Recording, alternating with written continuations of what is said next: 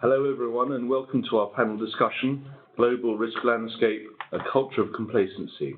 My name is Nigel Burbidge and I'm joined by my colleagues Ruth Ireland, the head of the National Risk Advisory Services team in the UK, and John Dee, a BDO Director in our Risk Advisory Services team.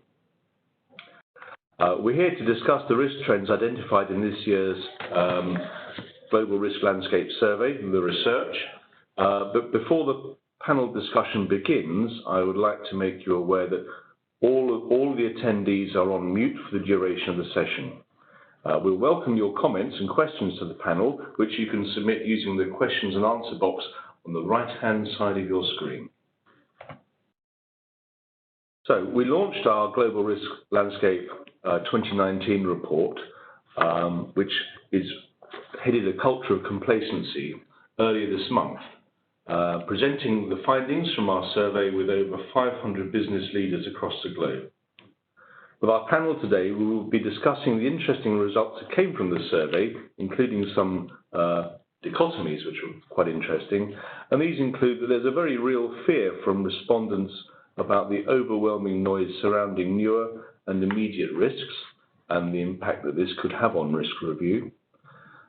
Over 3/4 of respondents believe that their organisation's risk register is being influenced by hype cycles. A similar percentage of participants believe that grey rhino events, highly obvious risks, are being neglected by the board in favour of black swans, which are random, unexpected events that deviate from what is normally expected. There is a significant change in the risks for which respondents felt least prepared. Concerns have narrowed from the general risks to more specific risks. Regulatory risk is no longer in the top 3, while damage to reputation now heads the list, with computer crimes such as hacking or malicious viruses coming in at number 2. Broader macroeconomic developments have been replaced by more granular economic slowdown at number 3. So just to start off the discussion, the 2019 Global Risk Landscape Report reveals that over 3/4 of respondents believe their organisation's risk register is being influenced by hype cycle. John, what are your thoughts and experiences on this? Well, I have to say, Nigel, I'm actually surprised that the statistics are not higher, but we're all influenced by hype and media, and we're all under pressure from 24-hour rolling news cycles, social media, bombarded with all sorts of internet. So I think it's only natural that organisations and individuals have been considerably influenced by it. I'm actually surprised it was only 76%. I guess it is human nature, isn't it? It is. Yeah. Ruth, I mean, how is media hype impacting the risk management approach of organisations? I don't think I'm seeing differences in the way that these sorts of risks are being managed. I think the issue is that they are dominating discussions when it comes to reviewing risk registers, receiving risk reports, and I think there is a potential danger that other risks are not given the same amount of attention. But I think that's also a function of the fact that some of these risks are not easy to evaluate in terms of either their likelihood or the potential impact of them occurring. They're a lot more complex than perhaps some of the other business as usual risks that the businesses are managing. And therefore, I think it's only natural that a certain amount of time is spent really looking at those and understanding those. And I mean, cybersecurity would be a typical one where I know a lot of the boards that I'm involved with spend a lot of time just really trying to get their heads around, well, what is the actual impact when we get attacked, and what is our response to that. I also think that when you look at what's in the report, actually, it's interesting. John's expecting that figure to be higher. When you look at what's actually in the report and actually on the graphs that showing how long these risks are staying on the risk register, it's perhaps not having the impact that we would have expected to see. So I think difficult with a survey of this nature because you've got such a huge range of people that you're interviewing. I suspect it's very much it depends on the type of industry and also where these companies are in the world, some of the impact that some of these things might have. Thank you. That's really helpful. John, what can organisations do to avoid being triggered into a response by hype? Well, so going back to rather what Ruth was saying is that we're looking at risks that aren't straightforward and are often complicated in new areas. And traditional risk management, quite honestly, wasn't designed to cope with the speed by which issues can be publicised, developed, take a life of their own on social media, with potential brand or reputational damage consequences. So what needs to be done is to look at their approach for identifying emerging risks and bringing them into the risk management process. Many organisations have already got those, but they will have either developed them considerably in recent years to respond to these challenges, monitoring media and industry talking points, and looking within the business for new issues that they identified and escalating them onto the risk register and into risk management. But they also must have a process for responding to those risks that suddenly appear out of the blue, those emerging risks, but also not responding with a knee-jerk reaction, which is the last thing you want to do. So there needs to be some sort of triage process that identifies actually what is the real impact of this risk on our business. There might be the latest cybersecurity breach, and everyone's worried about it. Some organisations are considerably hit. Hospitals have got no systems for a week or what have you. But what impact does that actually have on our business and our organisation? So doing that triage first and then determining the most appropriate response for our business. But also on what's equally important is we've still got our key business risks to manage, and we still need to make sure that we don't take our eye off those. And I think that point that you made, John, about really understanding the impact on your business is really important. So what I've seen with GDPR is that that's been on every business's risk register over the last couple of years. But some really interesting debates at audit committees around, well, if we're not really making sure that everyone's trained, that we have absolutely gold-plated systems and processes for protecting our data, what is the impact on us as a business? And you have some people sat around the table who are saying, we absolutely would have to shut down if we can't guarantee that we can protect our data because of the nature of their business. Whereas others are actually saying, well, it's another risk, it's another regulation, we've got to do this stuff, but we can't afford the cost of all the controls that would make us absolutely gold-plated in that area. And I think what's interesting is the different perspectives around the table about the potential impact of that risk. Something that apparently could appear straightforward, what the fine might be if you really get it wrong, but in actual fact, there are lots of nuances in the way people perceive the impact of that risk on the business. And of course, with that one, you've also got the link with reputation. Is there also an issue about the ability of the human mind and organisations to be able to absorb the fast-changing nature of risks and all the risks that are actually coming to a business? And is that going to have an impact on the efficacy and the efficiency of any risk management process that's put in place to try and deal with them? Well, it's difficult a lot of studies say that there's a considerable growth in risks that people have got to cope with. So there's certainly a lot of substance in what you're saying, Nigel. And the human mind can indeed only cope with a certain number of facts and digest them properly. It is a matter of cool heads, taking a step back and making sure that they identify those risks that really are crucial for that business to manage. And I think if they have a good starting point in an established risk management process, then they have that process to work through, which will guide them in making those perhaps intuitive decisions as to what they feel is a key issue for the business and then how to approach it. And that will also accommodate different points of view as to whether it's an essential priority that we really must do, or whether it is something that is just another risk, just another regulation that we need to embrace and move forward and work with.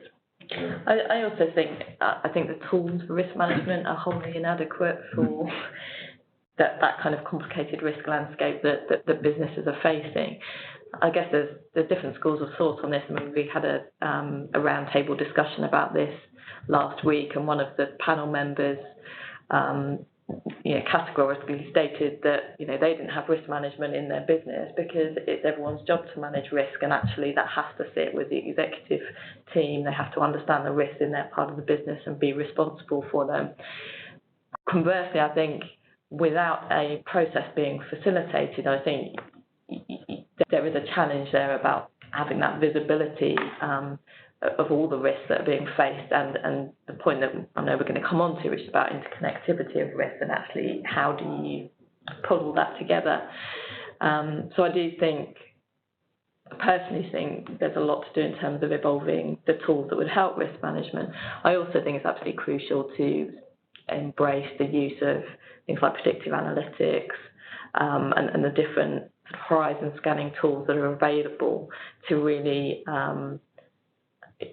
understand risks that are coming your way, and using those tools to be able to evaluate them for you and not rely just on human perception of risk, which we know is totally flawed anyway, and use the data that's available to us to help understand risks better. Great, thank you very much. Moving on then, this year's global risk landscape does point to key differences based on revenue in firms' risk appetites. Research findings suggest that firms with larger revenue, and in terms of larger revenue we're talking about $10 billion plus, are significantly more welcoming of risk than firms in other size groups. Interestingly, there's also an increased risk-taking appetite amongst the smallest group by revenue, which was $100 to $500 million. Why does risk-taking propensity change between firms of different size, John?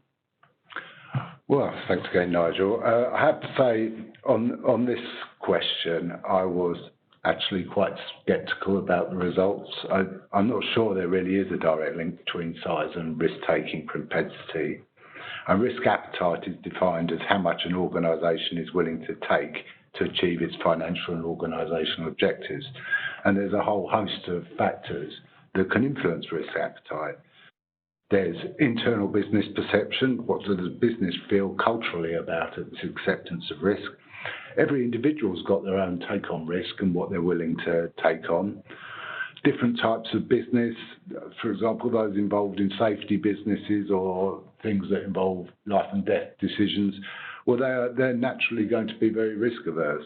And other different types of risk also will affect you'll have a different appetite for those. Coming back on the safety, obviously, people are going to be averse on the safety side, but when you're in a business and you're looking to grow that business, you need to embrace risks and embrace new opportunities. So you're going to be very open to risk in that respect. Stakeholders are also a very important factor. Lenders will have the risk ratings, and you need to pay heed to that, and that might drive your aversion to risk as a business. Equally, if you've got equity shareholders, investors who require a return on their investment, you need to take risk to increase share value and increase the return for those investors. This year we've had, and last year we've had Brexit hovering over us in the UK, and there's certainly a fair amount of evidence that all of the confusion and uncertainty of Brexit is delaying business decisions and slowing up investment. So that clearly is having an impact on how people think about things. I think the survey results are actually interesting in that larger businesses and smaller businesses had a higher propensity for risk-taking. And I just was trying to think about it because it did surprise me. And I guess you could speculate that smaller businesses, by their very nature, because they're trying to explore new products and break into or disrupt markets, they may well be more inclined to embrace risk and opportunity, not least because they have to make that step change and break in. Larger businesses, there's certainly a lot of evidence that those businesses are setting aside some funds at least to invest in innovation, reconsider or reshape their business models so that they remain relevant and that their business model is sustainable. I suspect personally that middle market businesses actually do have a similar propensity for risk taking, and they reflect some of the cultural characteristics of both smaller and larger businesses. I think if we dug down into the granularity of the survey results, we'd probably find that those middle market businesses exhibited similar levels of risk embracing or risk aversion to the two polls that have come out of the actual statistics. Okay, all right, thank you. Ruth, do you have anything you'd like to? Well, I mean, I know that we were interviewing CFOs as one of the kind of key groups in this survey, and I do wonder whether actually, if you were interviewing different people within the same firm, you would get that same view on risk taking. But again, a CFO, is both job is to protect the financial resilience of the business, but also to take risks in achieving profit. So I think that could have a role to play. The other thing that I was thinking about when we were mulling this over, John and I, was last year's survey we particularly focused on agility, and I think there's probably a factor in there around smaller businesses. We certainly noted in last year's findings that some of the smaller new businesses were very agile. Their ability to innovate and create value quickly required a certain level of risk appetite, and perhaps over time that risk appetite changes as businesses become bigger and more established. And the other thing was obviously resilience, and I think when you look at the larger firms obviously taking risks, they've got a lot more resilience because of their size. That may also play a part in some of what's coming through in those statistics. Yeah, they might well have the ability just to put a lump of money aside for risk capital, just to I mean, I suppose large automotive manufacturers at the moment are all looking at new power plants and electric motors and so on, aren't they? So, yeah. And actually, I mean, if you look at very large example, BP, Deepwater Horizon, they were fined. It's cost them hundreds of billions of pounds, and yet terrible consequences to what happened there. But BP's still going, still making profit. Okay. So it's actually amazing what risks businesses can sustain. Yeah. Okay. All right. Thank you both for that. Given the speed at which the digital age is moving, and Ruth, you've already alluded to the digital age and some of the risks that come with it, the risk review should be an increasingly important part of an organisation's art. Despite this, many businesses don't assess their risks on a regular basis, and interestingly, about a tenth of respondents felt that a risk review should only be undertaken in reaction to external events or new regulation. So, Ruth, how can organisations best assign the risk review and ownership? This is a really tricky question, actually, because I think the considered view has been that, and this is very much down to, I think, the tools we've had for risk management, where a lot of businesses do still use a sort of risk register type approach, and it's perceived as good practice that someone owns each of those risks. I personally think that's. I'm not sure that that's appropriate or adequate anymore, and I think ownership of risk is a much more complicated matter. I think that's oversimplifying it, and I think there are various levels at which risk needs to be owned, including at the board, and then at the executive team, and then down through the business. So I don't think there's a straight answer to that question. I think the piece around review of risk, again, it's complicated because I suspect a lot of businesses actually do regularly review risk. It's just they're not calling it risk management, and then they have a formal process, whether it's quarterly or half yearly, to evaluate all of the risk in a sort of formal process, which I think does make sense. I think, coming back to what I said earlier, though, the ability to have dynamic tools that enable you to react to events or to make risk management a fluid activity that is a core part of business process, I think that's still a struggle at the moment, and so therefore it is seen as a periodic process that needs to happen, and I don't think that reflects the true nature of the way risks arise. It seems perfectly sensible to me that if an event happens, you reevaluate your risk. Sure. But I also do know that there are companies who literally evaluate their risk once a year in order to put together their annual report, and I think that's just totally inadequate in this day and age. So how can, I mean, it's an interesting conundrum, isn't it? But how can we get risk recognition, risk awareness absorbed into the DNA and the culture of a business? Because it's something that, you know, we're saying, and you mentioned earlier at the roundtable event last week, one of the participants said that they don't have a separate risk function. It's all part of the responsibilities of the executive team. They should be doing it all the time. But then it's a question of how one captures that and how one captures the actions that one should take from that, and then gets that embedded into the company without confusion and with a degree of clarity, I suppose.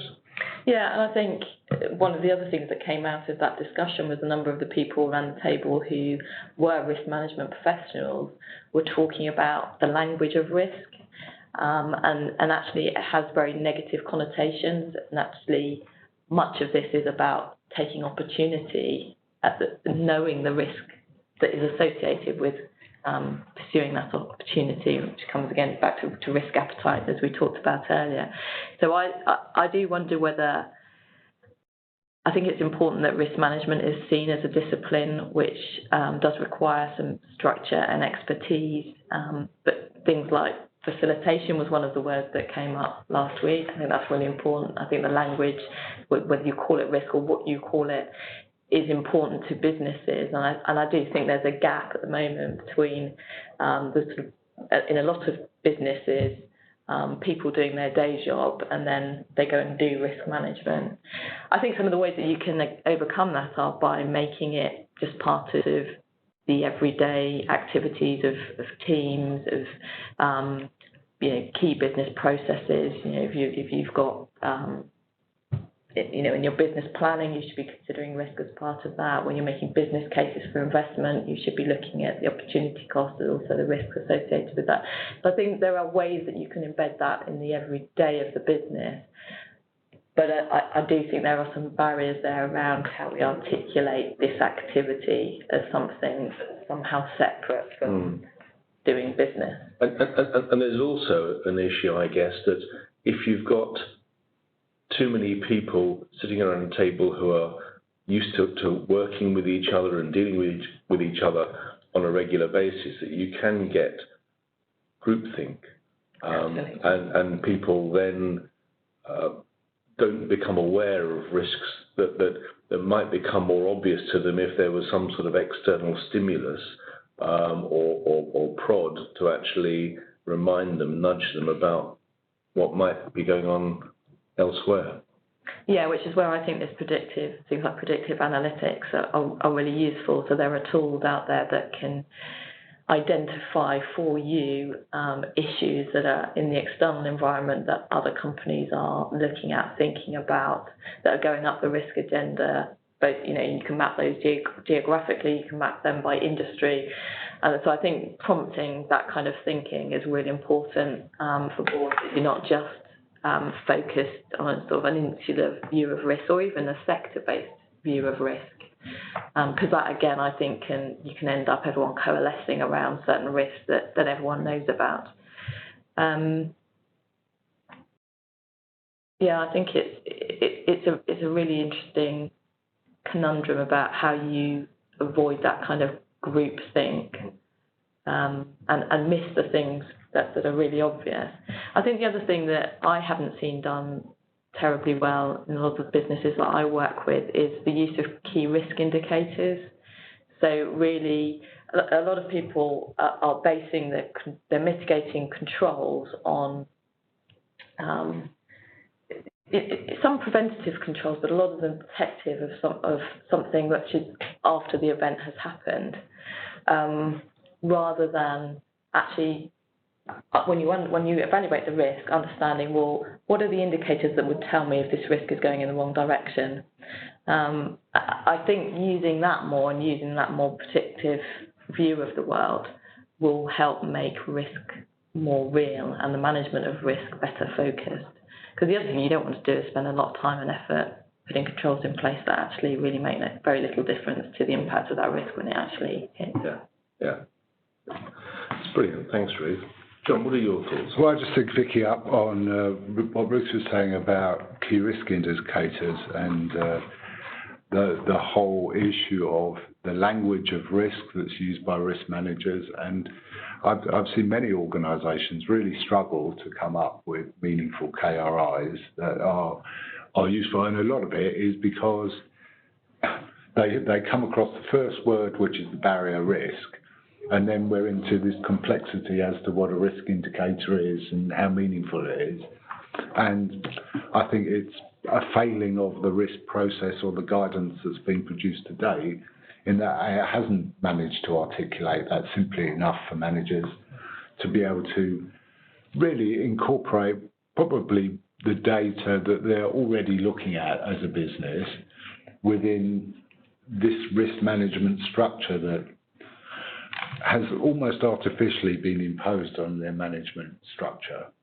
And somehow we need to find a way of getting that simpler and more flexibly integrated within how they run things. I enjoyed the guy at the round table who was talking about how his executive team manage risk. And I'm a pretty firm believer that managers and executives are the people running risks, and the risk management process should be an assistance to them rather than an additional thing for them to do. But they obviously need that structure to keep them honest and bring in other ideas and other challenges and ways of thinking. So perhaps we should look at how well risk managers facilitate the risk management process for the guys running the business and how well we help them and try and find a way to get away from what has ended up being quite complicated language for something that perhaps they already do almost instinctively. Can either of you describe any examples of good practice where you've seen something that's worked really well and has been really fitted to the business or the organisation that it's designed for? I mean, one of my clients, and this is really simple. I mean, you kind of assume everyone would be doing this, but just took the top 3 strategic objectives and developed a set of they also had key targets associated with those strategic objectives, and for each sub-objective, they created a set of key risk indicators which are updated on a monthly basis or less frequently if they're not required to be updated that regularly.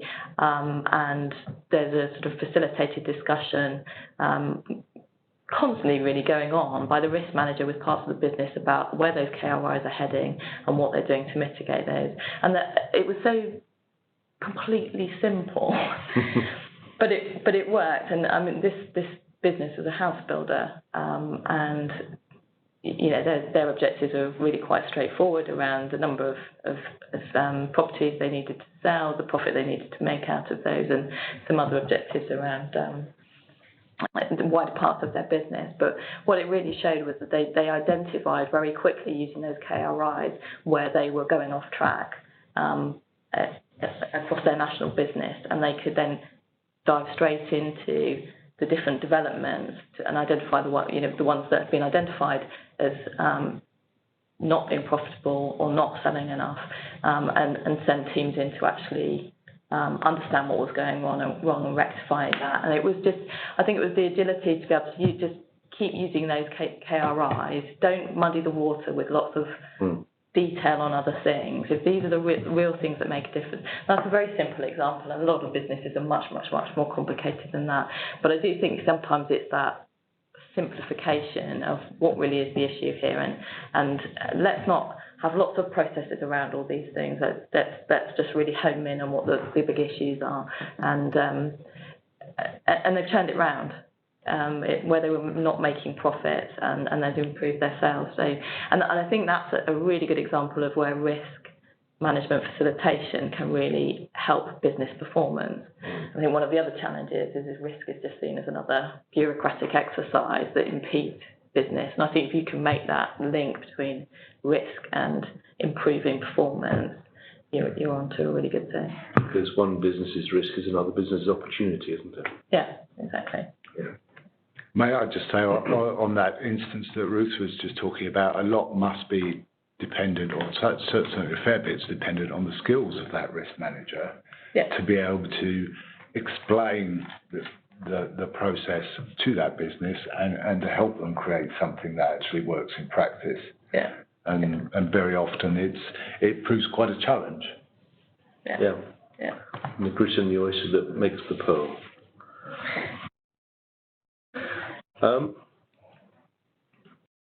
That's really helpful, thank you. So the next question is that the survey found that very few companies are managing to take a holistic approach to risk, and it's really linked to what we were talking about just now. Nearly 2/3 of respondents believe their organisation's risk register fails to consider the interconnectivity of risks, with about 1/5 of respondents strongly agreeing with that statement. So, John, what are the risks of not taking a holistic approach? Well, the impact of globalisation has certainly been that risks, if they ever were they certainly aren't purely local these days, and they're interconnected throughout the world. The most cited example is the 2008 financial crisis, where as ripples spread from subprime mortgages in America, triggered falls in bank failures and government bailouts and stock market failures throughout the world. It's a terrible situation. Fukushima tsunami is another one that is cited. Obviously, when we saw it on the news, we see it first as a humanitarian disaster and all terrible scenes, but actually it had the consequence that it halted production of BMW in Munich, and it triggered falls in US Treasury bills and created iPad shortages in Australia. So those businesses suffer from the consequences of those ripples that they couldn't possibly have automatically foreseen. So the risks of ignoring interconnectivity is actually obvious. You can't consider risks anymore in isolation, and their impact needs to be understood when connected to another risk emerging that's not fully understood as a consequence. Okay. So Ruth, how can businesses better understand and manage the interconnected and global nature of risk then? I think that's really the holy grail of risk management. I think if we knew how to do that, obviously there are some good risk tools out there that do enable you to aggregate risk across different parts of the business, and I think that can give better visibility, especially with large global businesses. I think you need some sort of tools to help bring some of that together. I think one of the things that I think could help this is I'm not sure that businesses spend enough time scenario planning or resilience testing their responses to a number of risks materialising at the same time. I think there's probably a fair amount of intellectual consideration of those risks, but from what I've seen, there tends to be a focus on the business continuity risk as an event, whether it's some sort of act of terrorism or a natural disaster, and there's a focus on disaster recovery planning by businesses. But actually, the human side of if a number of things went seriously wrong at the same time, what would that mean for the business, and getting the executive team in the room and actually thinking through, well, what would we do in this scenario? And that's both in response to the short-term risk, but actually sustained risk that hit over a period of time. Because I think by doing that, you get a better sense of the real resilience that the business has to those risks materialising, and also whether the controls that you think are working or would work are actually that effective in practice. And I think businesses spend a lot of time actually trying to understand the risks that could impact them, and to evaluate what they mean and to try and assess the consequences for their business. I think perhaps they don't spend enough time actually considering whether their mitigations are effective and testing those. Now, obviously, there's a cost to doing that in terms of people's time, but I know we've certainly done some work within BDO around scenario planning for a number of risks hitting the firm at the same time, and you know, the feedback from the people involved in that is that actually when you're in the situation of having to make some pretty quick decisions, it changes your response to those risks.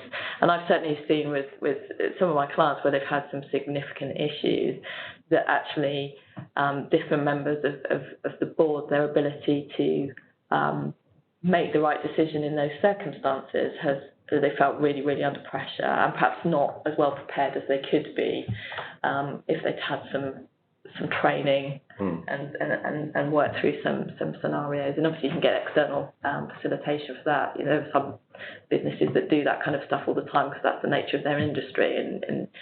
But I mean, again, going back to the BP disaster, you know, some of the learnings that came out of that were about the decision making that was made, and the sequence of those decisions and the consequences of that. Yeah. So I do think there's a piece around taking risks that could potentially be connected, and actually scenario planning what happens if they all arise at the same time. And that's a good practical way of addressing those issues.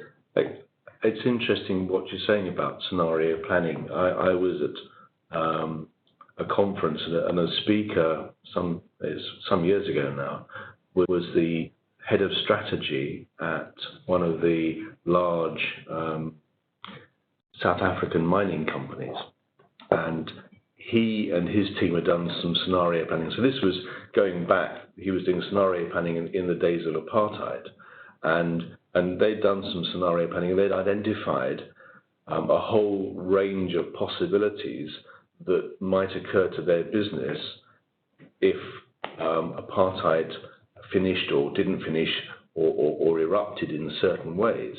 And as a result of the scenario planning, they identified that a peaceful transfer of power was by far the best option alternative for all the different tribes, you know, whatever their colour, in South Africa. And they managed to actually persuade the then government and the then president of the day that actually this was something that would improve the life of the Afrikaans as well as all the other tribes in South Africa, and persuaded them to actually engage in a process of a peaceful transfer of power.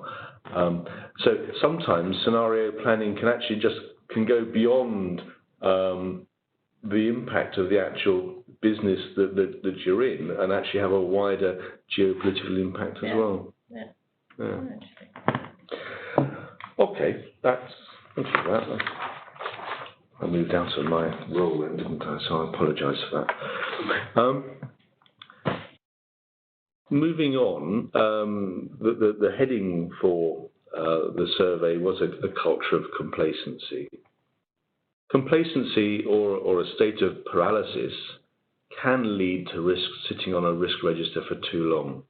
And almost 2/3 of respondents believe that their organisation fails to reevaluate the risk ownership for threats that have been on the register for over 3 years.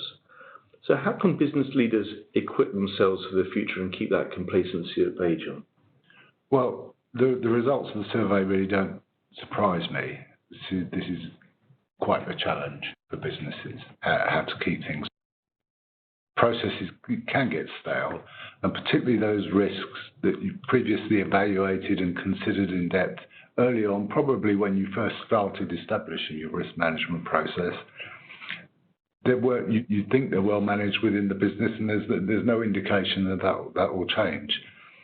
It's interesting, it's been a topic of study in health and safety businesses, engineering businesses, aeronautical businesses, and railways, particularly in relation to serious incident investigations, about how complacency has had an impact on those incidents. I always like picking up Donald Rumsfeld's terms, and I'll pick up one of his. We're talking about the known risks. So these are the things that we're familiar with, and we performed our activities in those situations many times before without any adverse effects or a negative income. And Bruce mentioned Deepwater Horizon. The President's Commission reported that a root cause of the fatal explosion and the oil spill was the result of a culture of complacency. There were numerous warnings that were ignored and decisions taken and failure to share information with an organisation, with others in the organisation, because we were following a path that we thought we had nailed. And as it turned out, it was a very different set of circumstances.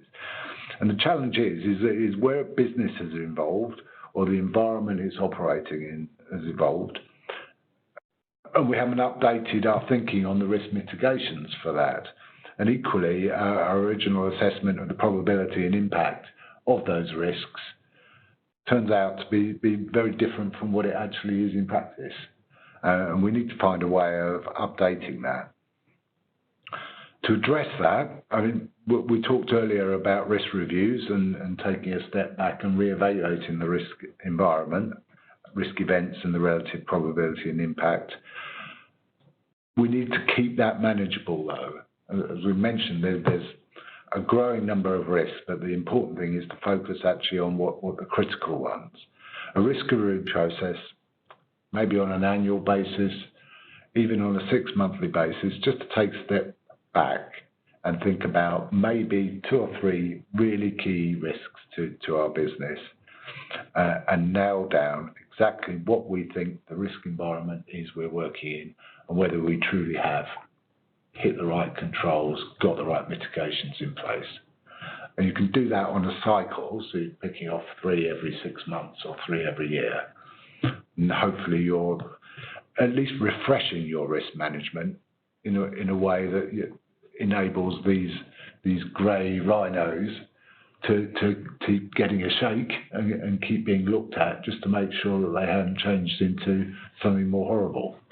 Is that to Ruth's earlier point then about that good example she came up with, where identifying on 3 key risks and focusing rigorously on them is a way of actually trying to link the risks with the core business to make sure that the business itself is more sustainable, profitable, viable?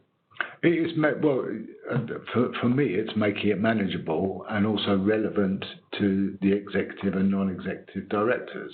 So it has to be linked to business strategy, but it also needs to find a way of understanding whether those risks that it captures pretty well everything we've talked about, actually. So we've talked about the globalization of risks and the connectivity of these risks. Are those 3 risks that we're really looking at?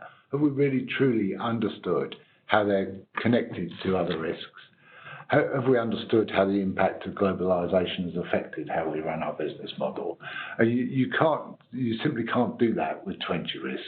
So you need to get directors and senior management to focus on key things and a limited number of key things, and get them to do it in enough detail so that they're satisfied and the business is satisfied that these things have been pinned down. And I think, going back to what we were talking about in terms of the role of risk management, actually constructive challenge, I think, is a key role for any risk management professional. It's actually going out into the business, talking to them about their issues, their risks, how they're being managed, and providing that challenge and questioning, the assumptions that are put into risk maps, risk registers, whatever way that these risks are captured. The other point, I think, is we called this report a culture of complacency. I personally, I'm not sure I agree about the complacency piece. The work I do with businesses, I don't see businesses being complacent about risk. But I think the culture that underpins the way things are done is the really critical factor.